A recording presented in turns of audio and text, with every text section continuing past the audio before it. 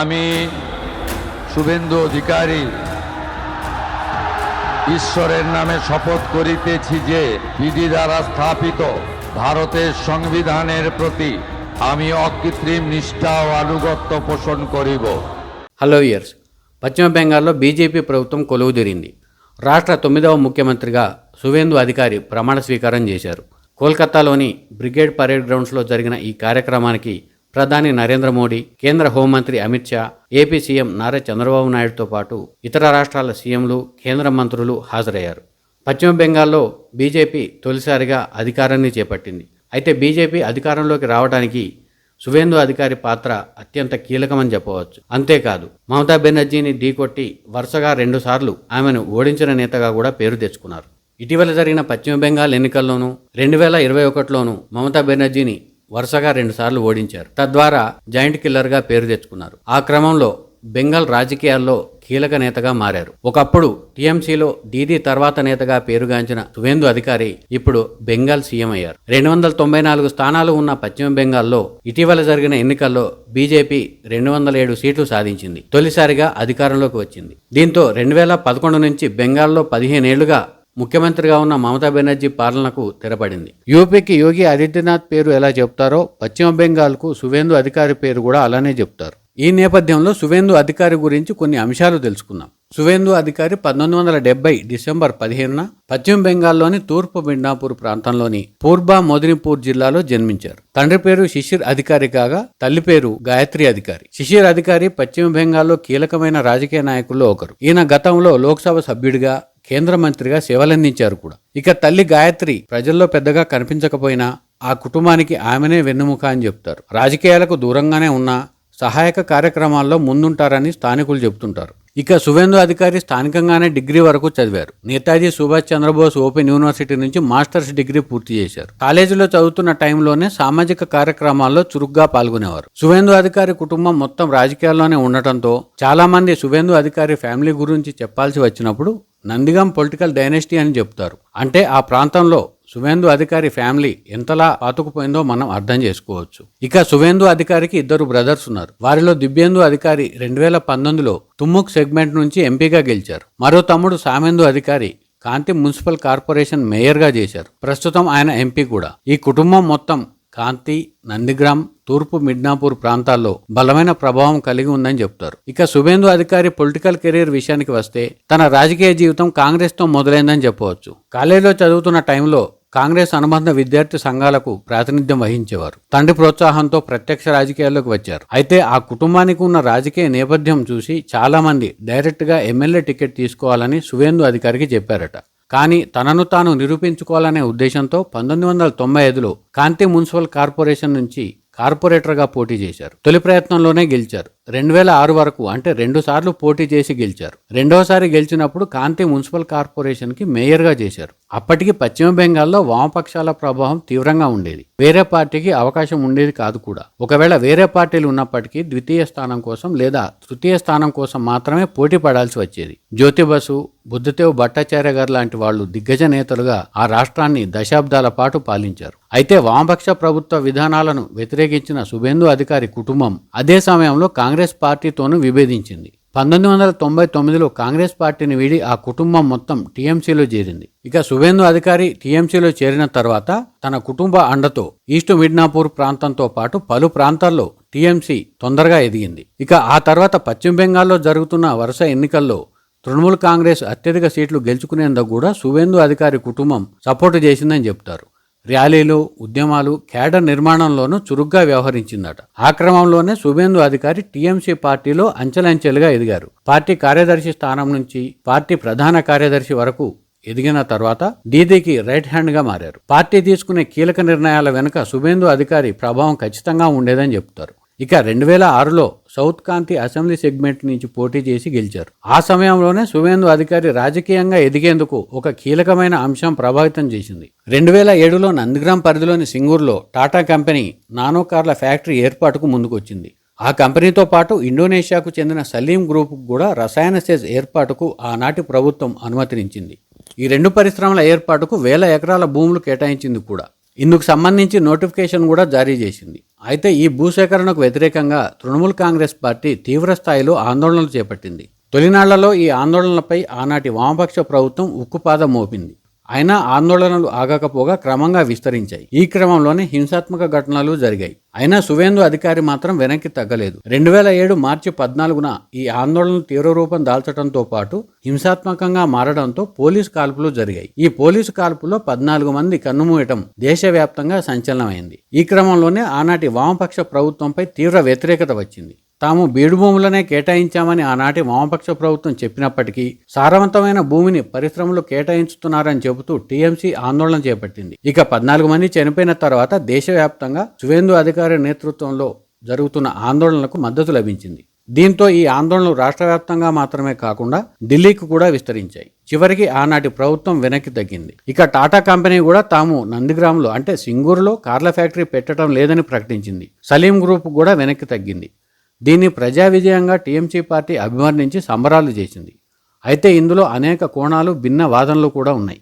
దేశం కోసం ఎలాంటి సహాయం చేసేందుకైనా ముందుకొచ్చే టాటా కంపెనీ రైతుల నుంచి సారవంతమైన భూములు తీసుకునే ఆలోచన చేయలేదని, బీడు భూములు మాత్రమే అడిగిందని చెబుతారు. కారణం ఏదైనా విమర్శలు ఎన్ని ఉన్నప్పటికీ ఆ కంపెనీ సింగూరు నుంచి వెనక్కి తరలింది. గుజరాత్లో ఆ కంపెనీని పెట్టింది. అయితే ఈ విషయంలో రాజకీయ లబ్ధి పొందిన ఏకైక పార్టీ ఏదైనా ఉంది అంటే అది టీఎంసీ అని మాత్రమే చెబుతారు. ఈ విషయంలో ఎవరి అభిప్రాయాలు వారికి ఉన్నాయి, భిన్న వాదనలు కూడా ఉన్నాయి. కారణం ఏదైనప్పటికీ టీఎంసీ చేసిన పోరాటం ఆ పార్టీతో పాటు రాష్ట్ర రాజకీయ ముఖ చిత్రాన్ని మార్చింది. ఆ ఉద్యమం తర్వాత టీఎంసీలో సువేందు అధికారి కీలక నేతగా మారారు. రాష్ట్ర మంత్రిగా రవాణా, నీటిపారుదల శాఖలను నిర్వహించారు. పరిపాలనలో దూకుడు, నిర్ణయాలు తీసుకునే శైలి ఆయనకు ప్రత్యేక గుర్తింపు తెచ్చింది. ఆ తర్వాత ఎంపీగా ఎన్నికయ్యారు. టీఎంసీ పార్టీ అధ్యక్షుడిగా కూడా చేశారు. ఇతర ప్రాంతీయ పార్టీలైన నేపాలీ భూటియా లెప్చా పార్టీ, ప్రగతిశీల్ ఇందిరా కాంగ్రెస్ పార్టీలను విలీనం చేయించారు. తద్వారా వామపక్షాలకు ప్రత్యామ్నాయంగా టీఎంసీ పార్టీ ఎదిగేలా చేశారు. ఒక్క మాటలో చెప్పాలంటే 1998లో కేవలం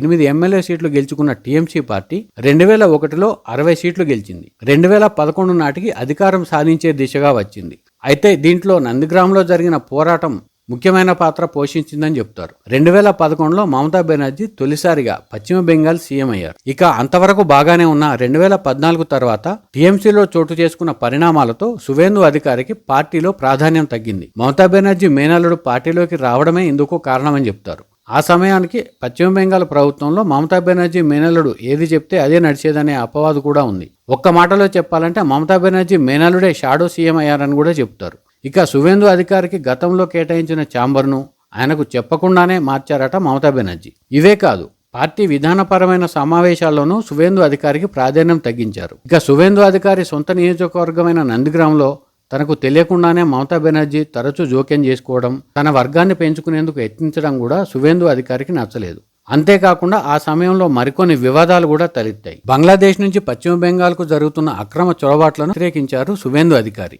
అంతేకాకుండా రోహింగ్యాలను దేశంలోకి రానివ్వద్దని, వాళ్లను పట్టుకుని బలవంతంగా వెనక్కి పంపించేయాలని కూడా ప్రకటనలు చేశారు. సువేందు అధికారి చేసిన ప్రకటనలు టీఎంసీకి క్షేత్రస్థాయిలో కొంత ఇబ్బందికరంగా మారాయి. అప్పటికే తన మేనలుడికి అధిక ప్రాధాన్యం ఇస్తున్న మమతా బెనర్జీ సువేందు అధికారి ఈ ప్రకటనలు చేసిన తర్వాత సువేందు అధికారికి మరింత ప్రాధాన్యం తగ్గించింది. ఆ తర్వాతి కాలంలో పశ్చిమ బెంగాల్లో శారదా చిట్ ఫండ్ స్కామ్ సంచలనం రేపింది.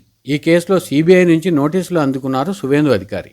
అయితే తన తప్పేమీ లేకపోయినా పార్టీలో ఉన్నందుకే, అంటే పార్టీలో ఉన్న కొంతమంది తన చుట్టూ కుట్ర చేసినందునే తనకు సిబిఐ నోటీసులు అందించాయని భావించారట సువేందు అధికారి. ఇక బంగ్లాదేశ్ నుంచి వచ్చే అక్రమ చొరబాటుదారులకు టీఎంసీకి చెందిన కొందరు నాయకులు అండగా ఉండటంతో వారిని వ్యతిరేకించారు. సరిహద్దుల్లో కంచెలు తొలగించి అరెస్ట్ అయిన వారికి బెయిల్ ఇప్పించేందుకు కూడా టీఎంసీ నాయకులు చేసిన ప్రయత్నాలను అడ్డుకునేవారు. ఒక్క మాటలో చెప్పాలంటే టీఎంసీలో ఉన్న ద్వితీయ శ్రేణి నాయకులకు సువేందు అధికారికి అసలు పడేది కాదని చెప్తారు. ఈ ఆరోపణలు, ఈ వివాదాలు మమతా బెనర్జీ ప్రభుత్వాన్ని ఉక్కిరిబిక్కిరి చేశాయి. అయితే అదే సమయంలో సువేందు అధికారి మావోయిస్టులకు ఆయుధాలు సరఫరా చేస్తున్నారనే ఆరోపణ కూడా వచ్చింది. సిఐడి కేసు కూడా నమోదు చేసింది. చివరికి ఎలాంటి ఆధారాలు లేకపోవడంతో ఈ కేసు నుంచి పూర్తిగా బయటపడ్డారు. అయితే వీటన్నిటికీ టీఎంసీలోని కొందరు నాయకులు చేసిన కుట్రే కారణమని భావించిన సువేందు అధికారి 2020 డిసెంబర్లో టీఎంసీ నుంచి బయటకు వచ్చారు. అదే ఏడాది డిసెంబర్ 19న అమిత్ షా సమక్షంలో బీజేపీలో చేరారు. ఆ తర్వాత పశ్చిమ బెంగాల్ రాజకీయాలు మారిపోయాయని చెప్పవచ్చు.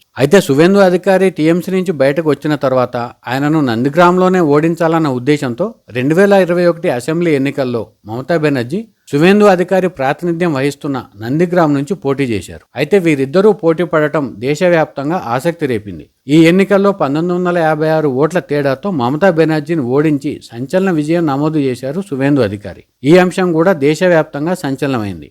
అప్పటి వరకు ఎదురులేని నేతగా ఉన్న మమతా బెనర్జీకి తొలిసారి ఓటమిని పరిచయం చేశారు సువేందు అధికారి. అప్పటి నుంచి బీజేపీ వర్సెస్ టీఎంసీ అన్నట్లు రాజకీయ వాతావరణం మారింది. అయితే సువేందు అధికారి బీజేపీలో చేరిన తొలినాళ్లలో సువేందు అధికారిని ఈజీగా తొక్కేయవచ్చని భావించిన మమతా బెనర్జీకి ఆ తర్వాత తన అంచనాలు తప్పని తేలింది. ఒకవైపు బీజేపీ సపోర్టుతో, మరోవైపు తనకున్న స్థానబలంతో మమతా బెనర్జీకి సువేందు అధికారి చుక్కలు చూపిస్తూ వచ్చాడు. ఒక రకంగా చెప్పాలంటే టీఎంసీకి సువేందు అధికారి ఒక్కడే ప్రత్యామ్నాయ శక్తిగా ఎదిగారని చెప్పవచ్చు. ఇందుకు బీజేపీ శక్తి కూడా తోడు కావడంతో టీఎంసీ అరాచకాలకు గానీ లేకపోతే టీఎంసీ చేస్తున్న రాజకీయాలకు గానీ పూర్తి స్థాయిలో అడ్డుకట్ట వేసే ప్రయత్నం జరిగింది. అయితే సువేందు అధికారి సారథ్యంలోని బీజేపీకి, మమతా బెనర్జీ సారథ్యంలోని టీఎంసీకి మధ్య జరుగుతున్న పోరులో కాంగ్రెస్ పార్టీ లేదా వామపక్షాలు తృతీయ స్థానం కోసం పరిమితం అవ్వాల్సి వచ్చిందంటే పశ్చిమ బెంగాల్లో టీఎంసీ బీజేపీకి మధ్య ఎలాంటి వార్ జరుగుతుందో మనం అర్థం చేసుకోవచ్చు. ప్రస్తుతం టీఎంసీ వర్సెస్ బీజేపీ అన్నట్లుగానే ఎన్నికలు జరుగుతున్నాయి కూడా. కాంగ్రెస్ పార్టీ, వామపక్షాలు 3వ స్థానం కోసం పోటీ పడే పరిస్థితి వచ్చింది. ఇక పశ్చిమ బెంగాల్ ఎన్నికలను బీజేపీ ప్రతిష్టాత్మకంగా తీసుకుంది. అటు సిఏఏ వివాదం, సరిహద్దు రక్షణ, బంగ్లాదేశ్లో ఇష్యూ ఇట్లాంటి అంశాలన్నీ కూడా బీజేపీ తెరపైకి తెచ్చింది. అదే సమయంలో మమతా బెనర్జీ సారథ్యంలోని టీఎంసీ పార్టీ స్థానికంగా ఉండే వివాదాలను రెచ్చగొడుతుందనే ఆరోపణలు కూడా ఉన్నాయి. ఇక మాల్దాతో పాటు బంగ్లాదేశ్ నుంచి వచ్చిన కొంతమంది అక్రమ చొరబాటుదారులను కూడా టీఎంసీ పార్టీ రక్షిస్తుందని, వారికి ఓటు హక్కు కల్పించిందనే ఆరోపణలు కూడా ఉన్నాయి. ఇటీవల కాలంలో సుప్రీంకోర్టు నేతృత్వంలోని కమిటీ ఓటర్ల జాబితాను అక్కడ పరిశీలించింది. దాదాపు 50 లక్షల ఓట్లు ఫేక్ ఓట్లను తేలడంతో ఆ ఓట్లను ఎన్నికల కమిషన్ తొలగించింది. ఈ అంశంపై విచారణ జరిపిన సుప్రీంకోర్టు ఎన్నికల ముందు రోజు వరకు కూడా సరైన ఆధారాలుంటే ఓట్ల నమోదుకు అవకాశం ఇచ్చింది. ఈ పరిస్థితుల నేపథ్యంలో పశ్చిమ బెంగాల్లో జరుగుతున్న ఎన్నికలు దేశవ్యాప్తంగా ఆసక్తికరంగా మారాయి. ఒకవేళ ఈ ఎన్నికల్లో బీజేపీ గెలిస్తే దేశవ్యాప్తంగా సంచలనం కావడమే కాదు, సువేందు అధికారి సీఎం కావడం ఖాయమని ఆ పార్టీ నాయకులే చెబుతున్నారు. అదే సమయంలో తృణమూల్ కాంగ్రెస్ పార్టీ ఓడిపోతే, అంటే మమతా బెనర్జీ కనుక ఓడిపోతే వచ్చే ఎన్నికలకు ఆమెకు పోటీ చేసే అవకాశం లేకుండా సువేందు అధికారి ఇప్పటికే ప్రణాళిక వేశారనే చర్చ కూడా ఉంది. అంటే మమతా బెనర్జీని గురువుగా భావించే సువేందు అధికారి మరోసారి టీఎంసీ అధికారంలోకి రాకుండా ఉండేందుకు అన్ని విధాలుగా కట్టడి చేసేందుకు ప్రయత్నిస్తున్నారని చెప్తున్నారు. ఇక మరికొన్ని విషయాలకు వస్తే సువేందు అధికారిపై గతంలో కొన్ని ఆరోపణలు కూడా వచ్చాయి. గతంలో నారద స్టింగ్ ఆపరేషన్లో దొరికారు సువేందు అధికారి. తన అధికారాన్ని అడ్డుపెట్టుకుని ఓ కంపెనీ నుంచి ఆయాచితంగా లబ్ధి పొందారనే ఆరోపణ కూడా ఉంది. అయితే ఈ వీడియో నిజమని టీఎంసీ చెబుతుండగా ఈ వీడియో ఉద్దేశపూర్వకంగా క్రియేట్ చేశారని సువేందు అధికారి గతంలో వ్యాఖ్యానించారు. ఇక 2024లో సువేందు అధికారి చేసిన వ్యాఖ్యలు వివాదాస్పదమయ్యాయి కూడా. అయితే ఇంతకంటే దారుణంగా మమతా బెనర్జీ మాట్లాడుతున్నారని, సరిహద్దుల్లో అక్రమంగా వచ్చే చొరబాటుదారులను కాపాడుకుంటూ వస్తున్నారని, ఒక వర్గానికి చెందిన ఓటర్లను ఆకర్షించేందుకు మితిమీరిన రాజకీయ లబ్ధి కోసం ప్రయత్నిస్తున్నారని, దేశ సమగ్రతను కూడా దెబ్బతీసే స్థాయికి మమతా బెనర్జీ దిగజారని బీజేపీ నాయకులు ఆరోపిస్తున్నారు. ఈ ఆరోపణలు ప్రత్యారోపణలు ఎలా ఉన్నప్పటికీ గతంలో మమతా బెనర్జీ అంటే ఫైర్ బ్రాండ్గా చాలా మంది భావించేవారు. కానీ కొన్నాళ్లుగా తలెత్తిన పరిస్థితుల నేపథ్యంలో మమతా బెనర్జీపై అటు పశ్చిమ బెంగాల్లోనే కాదు దేశవ్యాప్తంగా కూడా కొంత వ్యతిరేకత పెరిగిందని చెప్తున్నారు. ఇక కొన్నాళ్ల క్రితం బంగ్లాదేశ్లో హిందువులపై జరిగిన అమానుష కాండ అందరికీ తెలిసిందే. అదే సమయంలో బంగ్లాదేశ్ భారత్తో ఉన్న సరిహద్దుకు సంబంధించి కొన్ని వ్యాఖ్యలు చేసింది, కొన్ని హెచ్చరికలు కూడా జారీ చేసింది. ఆ సమయంలో సువేందు అధికారి స్పందిస్తూ కోల్కతాలోని బంగ్లాదేశ్ రాయబారి కార్యాలయాన్ని నాశనం చేస్తామని హెచ్చరించారు. అప్పట్లో ఈ వ్యాఖ్యలు తీవ్ర వివాదాస్పదమయ్యాయి. ఆ తర్వాత ఆయన ఈ వ్యాఖ్యలపై వివరణ ఇవ్వాల్సి వచ్చింది కూడా. ఇక సువేందు అధికారి కుటుంబ విషయానికి వస్తే సువేందు అధికారి పెళ్లి చేసుకోకుండా బ్రహ్మచారిగానే ఉన్నారు. ఈయనకు 55 ఏళ్లు. టీఎంసీ 15 ఏళ్ల పాలనను అంతం చేయడానికి కీలక పాత్ర పోషించారు. ఓ ఇంటర్వ్యూలో సువేందు అధికారి తన వైవాహిక జీవితం గురించి మాట్లాడుతూ తాను ప్రజాసేవకే అంకితం కావాలనుకున్నానని, ప్రముఖ స్వాతంత్ర సమరయోధులైన సతీష్ సమంత, సుశీల్ ధారా వంటి నాయకులను ఆదర్శంగా తీసుకున్నానని, అందుకే బ్రహ్మచారి మార్గాన్ని ఎంచుకున్నానని చెప్పారు. కుటుంబ బాధ్యతలు లేకపోవడం వల్లే బెంగాల్ ప్రజల కోసం మరింత కష్టపడే అవకాశం దక్కిందని కూడా ఆయన చెప్పారు. మొత్తం మీద సువేందు అధికారి గనక లేకుంటే పశ్చిమ బెంగాల్లో దీదీకి ఎదురుండేది కాదని చాలామంది చెప్తున్నారు. ఎందుకంటే గతంలో ఓవైపు కాంగ్రెస్ పార్టీని,